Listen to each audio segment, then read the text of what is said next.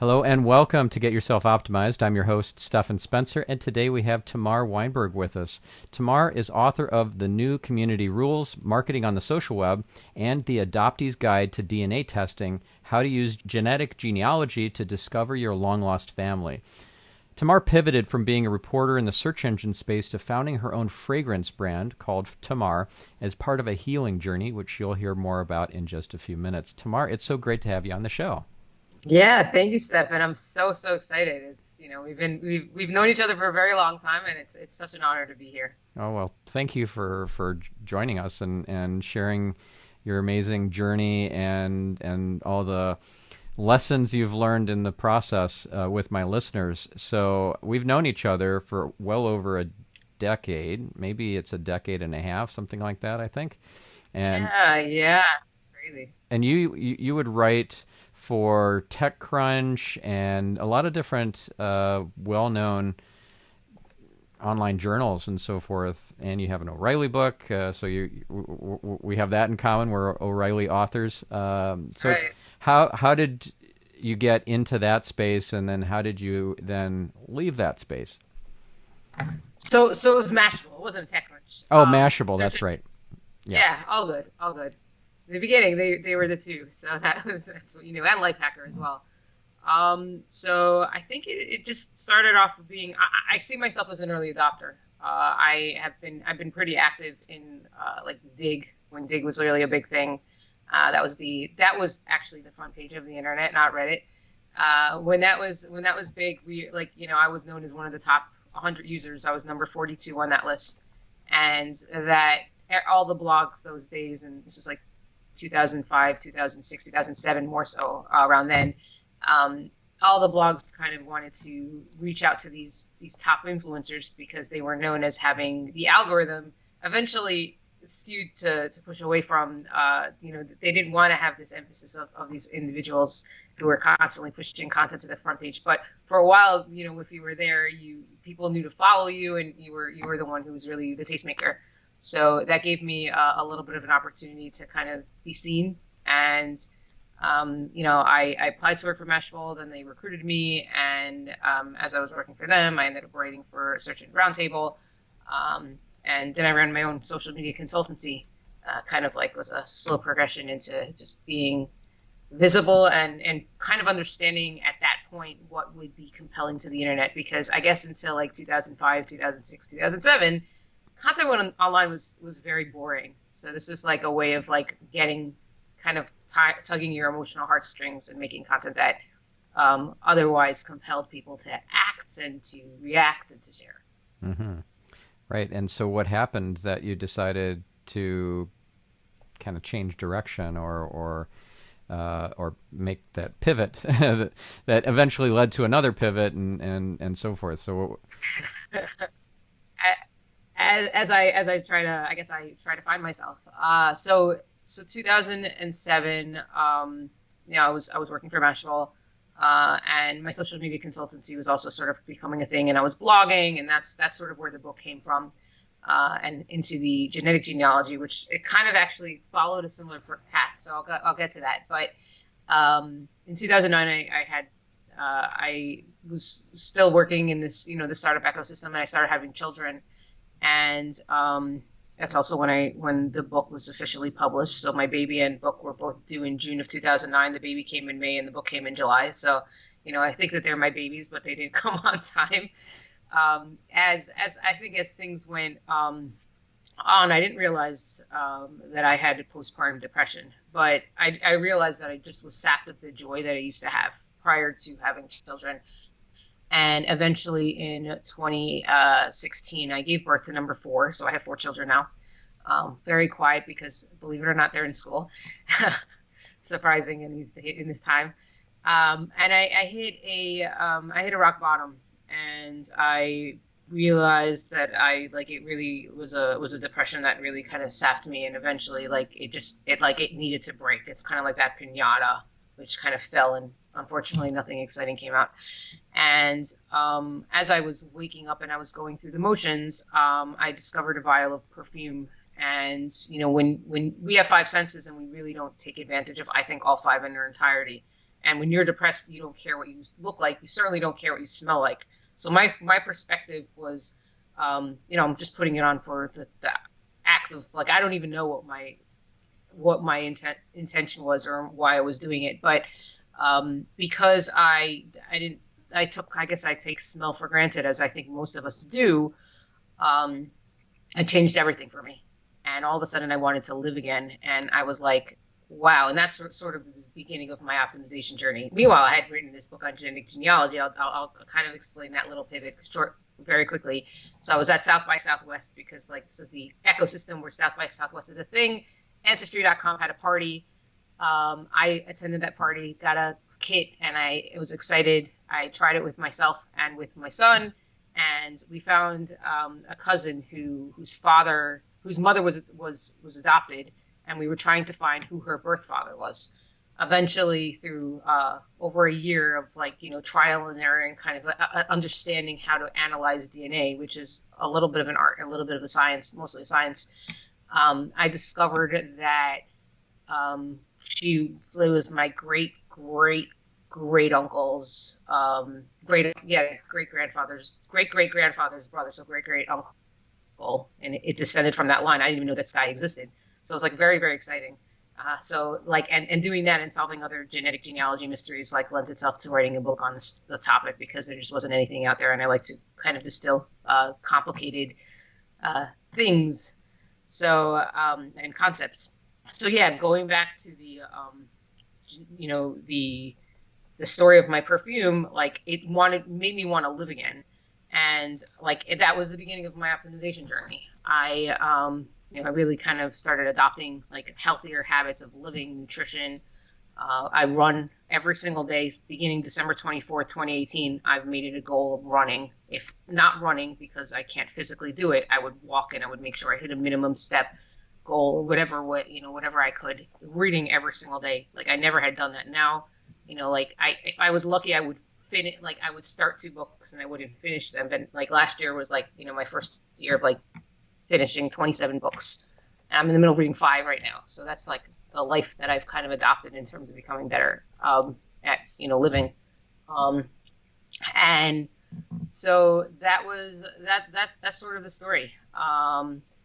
I realized that perfume and scent and the experience of scent with the right mindset could change people, make people feel incredible. And I said, I want to start a brand with this foundation, because perfume in general is not something for me. I'm not into dressing up, like you can see right now. I don't care about the seduction. I don't need to seduce somebody through scent, but I want to feel good for myself. And doing that can be a stepping stone to propel you to being a happier version of yourself. For myself, I certainly feel that way. Oh, So, amazing. Long and short. Yeah. And how did you start this company?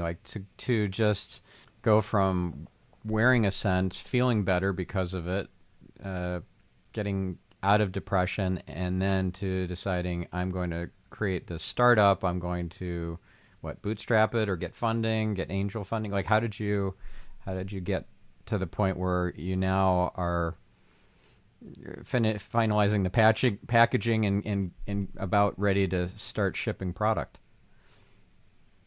So first it began with understanding what scent did for me. So I kind of was leading to that before, but we have 5 senses. And, I had said before that, we don't take advantage of all our 5 senses. If I asked you, what did you wear yesterday? What did you eat yesterday? What did you listen to yesterday? What did you watch yesterday? You'll have answers for me pretty quickly.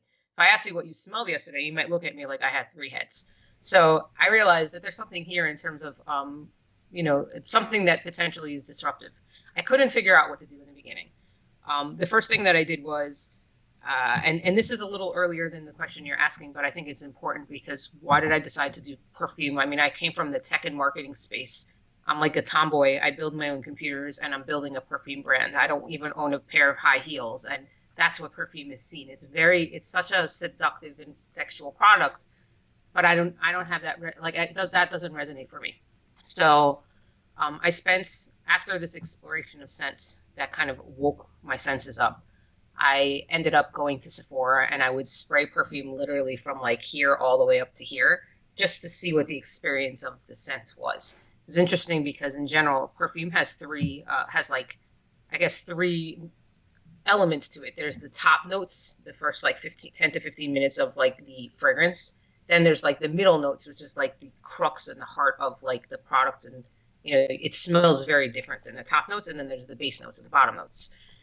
So like, it depends on the longevity of the perfume on your body, but like that could be like the first 15 minutes, 2 hours, or like, 2 to 6 hours. And then like the last like hour or half, like it could be either half an hour to like 2 hours. So it depends again on how long it lasts. And I had learned, like I had gone to Sephora and I tried things that I hated in the beginning, and then I'd be halfway home and I'd smell something completely different and be like, oh, I wish I knew what it was. And I was trying to really kind of explore. That was one thing that I did. I took advantage of like all the buy nothing and the free cycle groups, and I just started getting a bunch of perfumes and just getting into my possession to just try different things. I bought everything on eBay, that like little like lots and sample lots and this and that. I was just so obsessed in the beginning, and I kind of started joining the communities where I can share my love of perfume and learning about other perfumes in general, because clearly, like, I'm literally coming from this from newbie perspective, and everybody, like, everyone else has, I guess, what you consider more of a foundation. By the end of 2018, I knew that I wanted to do something. Again, I still had no idea what, but I felt that the best way to start is to communicate the value proposition of wearing perfume for yourself because you want to feel good, for self-care, self-love. It's like your self-ritual, your intentional self-care ritual. So I spent the beginning of 2019 ideating upon that, and because if you're perfume in general, it's like, artistry. It is all these things are arts and sciences, but it's artistry and like, it's molecules, and it's like it's like a science. It's a guy in a lab with like, trying to figure out how molecules interact with each other, because if you do it wrong, you're going to screw it up. So like, just think about like, when a kid is first trying to learn how to color, you mix up too many colors, it becomes black. So the same thing happens with perfumery. You could mix like two completely beautifully sounding molecules together, and it'll smell like, I don't know, like I don't want to say a dead body, but maybe it will. So I ended up like outsourcing the work, and I said, I want to launch this with that foundation. And so I have 2 fragrances right now. One is a pear and a patchouli, based on like some of my experiences as I iterated through this whole process. And the second one is a smoke and a vanilla. And that is, those are just, things that I think smell beautiful and smell unique and don't smell like, you're walking into a mall and it's all mainstream. Like, it's supposed to smell amazing, but it's not supposed to smell like something you've smelled before, because it's about establishing that new mindset as you put it on and you have the expectation that this is what's going to be like. This is like, it's like when I say about the optimization, like, you have like potentially it's going to be a great day. I'm going to do something that optimizes myself. And like, whenever I put on perfume, I always have like some sort of something in my mind, and I embed that and I live that. So the process for me was hiring a guy, having him iterate upon it, he's in California, so he's sending things to me in New York, me giving him feedback. And we went through that process a few times. I went to Times Square and, Grand Central and Bryant Park area, and I asked random strangers for their opinions on the fragrances. So I got like the market research under the best of my ability. I still had to iterate upon it. It wasn't perfect. There was one that smelled like a dentist office, so I had to learn. Like I said, you could put some great things together and it could smell amazing, or it could smell like a dentist office, not necessarily a dead body that time around. And I knew I wanted to do this with the understanding of self-acceptance, because at one point I never liked myself, and now I do. And I did a crowdfunding campaign in May and had a successful, I guess I would call it a successful launch. And now I'm just making it happen. We're having like the final scents have been shipped off to the guy locally, and we're mixing it with the alcohol, and then we're going to stick it in the bottles, and then we're going to get it all done. And it's very close. It's exciting, scary Well, to do congratulations. physical products. Yeah, thank you. How did you crowdfund a product that nobody could try or get a sense of through an online video?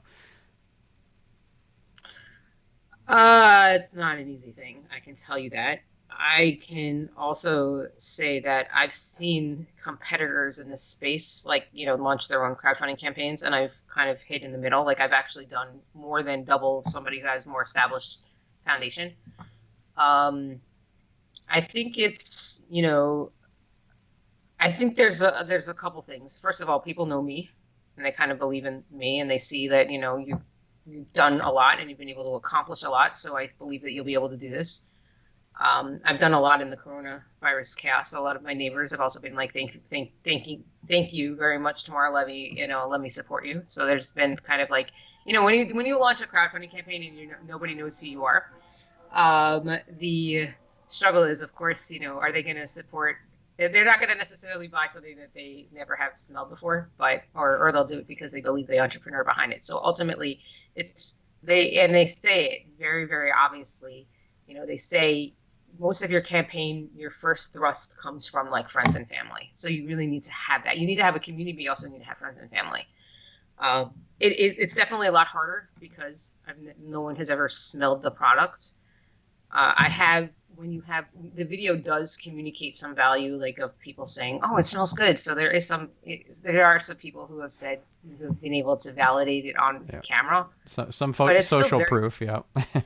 Yeah, of course, the social proof is incredibly important. It's also the descriptors. What people need to kind of see is, that's why I say it's a smoke and a vanilla.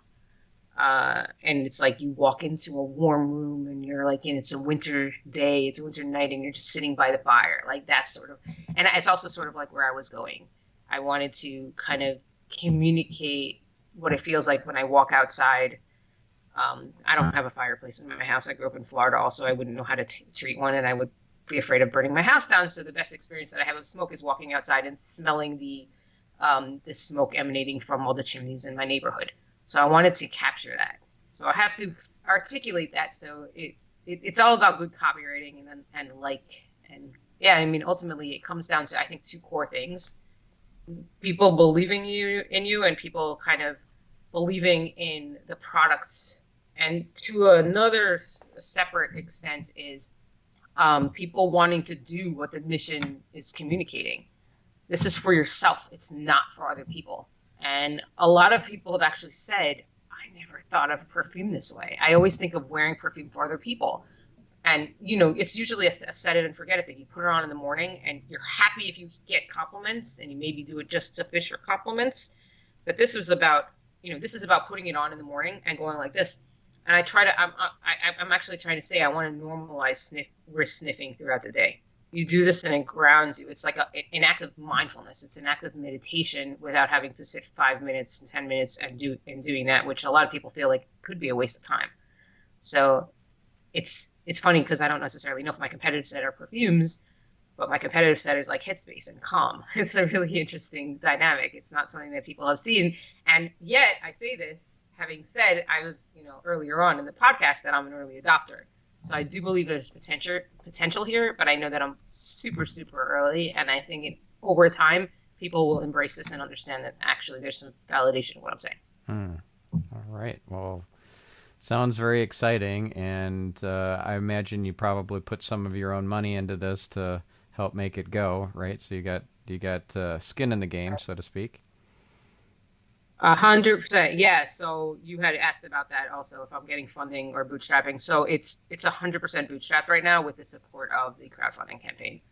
So I'm still trying to determine, because I haven't quite finalized my costs for all of the initial order, but I'm still trying to determine if I'm break even or if I'm profitable. But I believe that I am slightly in a better place. But this is going to be a long haul. It's going to be a huge challenge, but at the same time, it's like I have a mission to help people. I believe that this is something that I can do and will achieve those goals, and I'm excited. I'm hoping that over time we'll see that.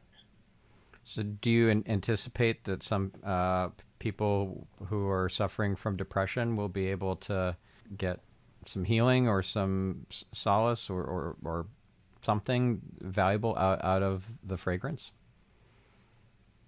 I believe so. There are a few things that I want to do to support that. Number one is potentially to commission a study for the validation of my claim. But I have to be very mindful right now of making any claims, medical claims, that this can take people out of depression, because I don't want the FDA knocking on my door saying anything. Right. That is definitely my objective is, like, we can take practices. There are a lot of regular practices that I think are touted as potential ways to heal depression and to address depression. And I'm in the middle of taking a class right now on Coursera. It's free, so I highly recommend that everybody do it. It's called The Science of Well-Being. It's offered by Professor Laurie Santos at Yale University. And it's a really, really, really insightful class about, like, just how you can push yourself away from wanting materially and experiencing and feeling better for yourself. And the last week's course was about, they did a study about how people feel in whether they exercise or they take medication, or they exercise and take medication together. And there's three, these are seriously depressed people, and there's three groups of people, and they showed that anyone who exercises usually exercises their way out of depression. In fact, there's a subreddit called EOOD, exercise out of depression. And there's proven results that show that exercise can take people out of depression over medication. So you see that the relapse with medication is more likely than if you exercise. So I like to think that fragrance can be one of those things that you can add to your daily regimen, and hopefully fragrance could be an impetus to try to adopt other things. Like for me, fragrance was like the start of that mindset shift, and the optimization of myself began with that, to push myself into, I want to learn every single day. I'm a lifelong learner now, which is funny because like 10 years ago, I would be like, I'm done learning. Like, I didn't want to do anything. Now I wake up and I'm excited to do that. Mm-hmm. And all of these things in my life that I wouldn't have otherwise done, except without that push, that thrust, that propeller that kind of started with like the experience of something that for me was very new, and to me, to some degree, very different than what I was used to. I want to just put a little disclosure here and a disclaimer that if it's a perfume that you love, but it's associated with other memories, it might not be able to establish the foundation that something new that you associate with new memories creates, because sense and memory it's very close in your brain, which is why they say scent is so associated with memory. And if you smell things, it brings you back to your childhood, it brings you back to all these different memories. You can potentially create new memories with something that you've never smelled before. But if it's something you smelled before, it could be harder. And I've had conversations with people who say fragrance has taken them out of depression. I've had conversations with people saying that it makes me feel better. And I've had conversations with people saying, I've tried it and I haven't been able to get anything out of it. And I think the reason why is because that particular scent that they've tried has been so grounded in other memories that creating something new, you need to kind of experience a new scent for that. I can't make any medical claims, which is why potentially I want to commission a study to validate this. But I do believe that I'm onto something here, and I don't know where it'll take me or anyone else. But it's really all about it. Everything at the end of the day comes from the mind, and it's willpower, and it's mindset, and it's about really eventually using that. This can be kind of an easier way to push yourself there, especially if you don't experience all five scents in their entirety. Gotcha. Entirety. So did you have postpartum depression each time with all four children? So I think it never went away. Oh. It was something I didn't have awareness of, though. So when my son was first born, I remember I really was like, I'm ready to have more kids. That was like, he was 5 weeks old. And I remember having this moment when I just saw him and I was just like, I want to have more kids. But I realized it got progressively like that joy just sapped away, and it was more difficult and more difficult. And then my daughter was born, and then my other daughter was born, and then my other son was born. And I think over time, it just stayed stable. I used to be super excited, and I was like in the newlywed life, and then like we were like this, like it was like that, and then it like went like that, and then which you can't see because of my background, and then eventually she went that, and then it like went that, and you can't even see my hand anymore. So that was after 2016, but I think also because like eventually I became very vulnerable, and I actually latched on in a codependent relationship from a friend who, like when you're a parent of young children, eventually I think you become sort of when you're a mother of a child, especially young children, you become very vulnerable, and it's your job to cater to the wants and the needs of your children, but no one's really catering to you. And I think eventually that became something that I finally found a way of a means of getting that catered to, but in an unhealthy way. And eventually that relationship completely fizzled, and it was like I was like sort of trying to climb my way out of a hole. Eventually the person who was like I felt was getting there stepped on my feet and pushed me back in. And while it was maybe the worst thing I've ever experienced in my life, it might have been the best thing that ever happened to me. So but it was really, really very, very difficult because I couldn't make sense of it. And to some degree, I haven't even hit closure on that point. I don't know if I ever will. And I don't know where things are going to be. But I know that I'm okay. And I would love to have things have ended in a different way. But that's where I am. Mm. Yeah, but you see, there's a gift in it because it helped you get to where you are now. Right. Yeah. I mean, I guess I really needed to kind of go through hell and back in order to kind of establish that this is, I have my calling, living basically over a third of my life depressed. It's very difficult to reconcile. But it's kind of frustrating because I'm like a go-getter, and I've worked in the startup ecosystem, and I follow all the startup founders, and I see these successful white males in their like 30s and 20s and 30s who are doing amazing things, and I'm like, I kind of see myself like I'm like them. I can have done a lot of these things, but now I'm a mom. I'm like nearing 40 with 4 children. Where have things gone wrong? And I'm like, you know what, maybe this needed to happen, and maybe I need to like eventually launch the successful startup and be like that 40 something whenever I hit that, founder where that stuff is gonna happen. And, I'm just like saying better late than never because, I've been kind of working my way toward this. So, and I believe that I'll get there. Mm. Yeah. The only person you need to get on board is yourself, right? And to convince that you're worthy and that you can do this is you. Yeah. It's like you said, it's like it ties into that whole thing about mindset. And finally I have the right mindset, but it's like, and now I feel like it's an impenetrable mindset. And I just really hope I have this impenetrable mindset forever, because I've seen myself fall. And it's extremely difficult to fail and to kind of do that so publicly, And like I say to myself, you never know, because I've been there and I've been weak and I've been vulnerable before. But when you say at this publicly, point, it's like what do you mean by so publicly?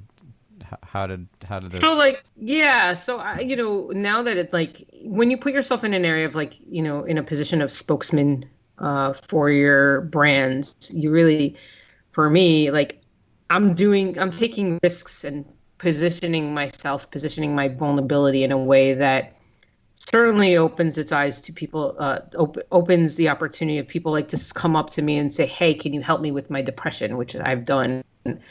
But like, to say things where, you basically everything you do is under a microscope. I think about it in the context of like, I was reading the Observer Effects. They wrote a piece on Daniel Ek from Spotify, the CEO of Spotify. And it's a really, really interesting piece about like, his on his morning ritual and founders and all these things. And as I'm reading the article, they have like the spokesperson for the company is on the phone. And I'm like, I'm just me, myself, and I right now, but that's the thing. It's you basically, you have to have a gated person. Because if you say something that's wrong, you're screwed. It's like the guy in CrossFit a few months ago. He had said something that was very, very controversial, and he was asked to step down, and people stopped supporting him. Like, I would like to hope that I'll become big enough where those things will happen. But at the same time, that could blow up in my face. So we'll just see who and play it by ear right now. Mm-hmm. Wow. Okay. So, by the way, we'll include in the show notes a link to that interview and the other stuff that we've talked about too. Yeah, sure. So how did you discover that you really were depressed? Was there a moment, like an epiphany, that happened? Was it when you smelled that fragrance that you realized, oh my God, I'm depressed, and I didn't even realize it? It's kind of that frog in the pot of boiling water. You turn the heat up slowly, and I know this is a fallacy, but they supposedly don't notice and don't hop out. So was there a moment? So for myself personally, I don't think there was a real moment of like when I discovered that I was depressed. I knew that I was getting depressed as I became vulnerable and I started kind of becoming dependent upon the person who was kind of empowering that vulnerability. So that was probably in early 2017. I started seeing a psychiatrist to kind of like help me deal with my emotions while this was happening. And that required me to basically at a certain point, like I was seeing him once a week, and then I was on medication, and I was seeing him twice a week. And this isn't a psychologist, this is a psychiatrist. So these are the expensive doctors who are usually out of network. So my goal, hopefully, is to kind of empower mental health in more financially accessible means if this thing becomes big, and I'm hoping it does. But yeah, that was like it started in 2017. And it really continued into 2018. And when I finally was out of the depression, I retroactively looked back, and I realized I was depressed for a really long time. It wasn't just like that. I became vulnerable over time, but it was because as a mother, I guess I needed somebody to kind of like to nurture me emotionally where I wasn't getting that. I wrote a really insightful piece, and you could share that as well on Medium, kind of about how that trajectory began and how when looking back, I noticed those like where the cracks were starting to form. So you'll be able to read that. It's probably the rawest and the biggest scariest personal thing I've ever written. The largest. It's a very, very vulnerable personal essay on where this came from. But it really doesn't come from a place of like wanting to be profitable or whatever. Because a lot of people are like, you're sharing your story for profitability, but and not many people have said that, but I've certainly fared with that. And I feel like this isn't necessarily about me. This is about experience of trying to experience something that you've never experienced before. It could be anybody's scent. It doesn't have to be mine. But mine has a mission of, and being so different, you might as well. But again, literally, if you like, for you personally, Stephan, you can take your wife's perfume and put it on. Perfume does not have to be gendered. And for me personally, like I don't create. Mine is unisex. Most perfumes in the 20s and the 30s, women were wearing tobacco and leather, which are typically in the 90s, and now we're talking about in I guess the 20s. What do you call it? Yeah, I guess it's the 20s, or in the 20s, 100 years later, of women wearing not wanting to touch tobacco and leather because those are marketed to men. but there's no reason to do that. You can literally experience, like, men can wear florals, women can wear musks, like things that are typically more male focused fragrances. There's no reason to kind of silo it to a specific gender. So anybody can experience this today. They don't have to wait for my product. But like, let's use my product as a means of like your self-care and acceptance. If you would like to, I wouldn't mind. Yeah. All right. And how do you get the product? Tamar.com, I'm guessing, is the place to go for that. Tamar.com. Yeah. I was once upon a time that was gonna be my resume because, that's my name. But when I raised the question, when I told my brother-in-law in November 2018, I was at Thanksgiving, and I said to him, I want to launch a perfume brand, this because it saves me. He's like, you should call it Tamar. I'm like, wait, I own Tamar.com. I might as well. So yes, you can buy it at Tamar.com, and hopefully there'll be more coming. So you could sign up to the newsletter and learn more about the journey. Lots of fun things going on. Awesome. Now, the daily regimen that you've developed for yourself, the nutrition, the running, the reading, and so forth, how did you come about to establish those particular habits and not others? I think it was more of an interest. Running is something that I don't know if I love. I will be perfectly honest. But I had said to myself, I remember, like, when I was working at Mashable back in the day in 2013, I had seen one of my colleagues run the marathon. I'm like, one day I want to do that. And I started talking to her, and I wasn't really in the office. I was working remote. I'm a very remote based worker. I just knew I was going to do that. And the whole entire office was on site and not me for many years. And that was sort of the challenge of becoming a mom and like being the one remote worker. It was that obviously led to the depression. But I wanted to become more enlightened. So reading became that thing, and running. And I use a few apps that also help me for that. I use an app called Dailyo. So it's a journaling app where I actually establish some goals, like running, fitness, workout. 1 meal a day is my thing. So that's the nutrition. I do intermittent fasting. So I use apps to stick with it. And I use another app, which is only available for Android, called 7 Weeks. So when it comes to my daily ritual, like I have like certain things, like for example, 1 meal a day, breaking a sweat, reading one long length article online without interruption, listening to an educational video. I'm like reading off of it right now. I do some genealogy, and I'm falling behind on like kind of going through my relatives and establishing how they're connected. So I have like processing a relative, doing an act of kindness, which is sort of like followed the Coursera course of like, this is something you should do. So like, I always want to make cognizant of some sort of act of kindness, and then like decluttering on top of like, the running and the other things. So like my daily ritual, by the way, it doesn't have any like timeline. I don't like do it the first thing in the morning. I just make sure before I go to bed, I want to do this. And I have a gratitude journal. Like I try to kind of really do things that will eventually make me feel good. And I look at the gratitude journal, it makes me like feel better. And I think a lot of us struggle all the time because we're not really putting these, they sound nice in theory, but they're not really employed in practice.